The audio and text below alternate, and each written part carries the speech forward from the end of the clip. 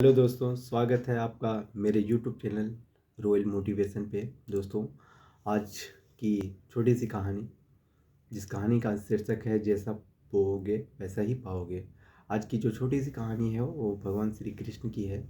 जब भगवान श्री कृष्ण कंस का वध करके आते हैं और अपने माता पिता को कारागार से छुड़ाते हैं, तो उनकी माता देवकी उससे प्रश्न करती है कि आप इतनी लीलाएं करते हो, इतनी शक्तिशाली हो, आपके पास सब कुछ है, इतना अनुभव है, इसके बावजूद भी 14 वर्ष के लिए अपने माता पिता को कारागार में क्यों छोड़ दिए। तो भगवान श्री कृष्ण ने जो कहा उस पर ध्यान दीजिएगा। भगवान ने कहा कि माता, आप भी तो हमें 14 वर्षों के लिए बाहर वन में रखे थे, शायद आप भूल रही हैं।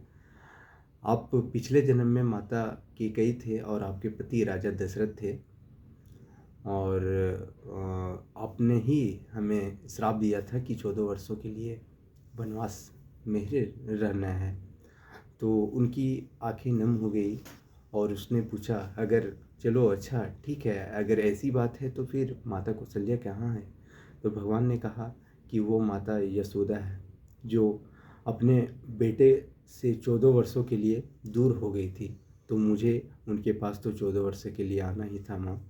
एक छोटी सी कथा जो हमें सिखाती है कि कर्मों का भोग सबको भोगना ही, कर्मों का जो फल है वो सबको भोगना ही पड़ता है। इसलिए कर्म अच्छे कीजिए और आगे बढ़ते रहिए। और हम जो कहते हैं एक छोटी सी लाइन कि अपने इस अनमोल ज़िंदगी में कर दिखाइए कुछ ऐसा जिसे देखकर दुनिया करना चाहे आपके जैसा। तो आज की कहानी यहीं समाप्त होती है।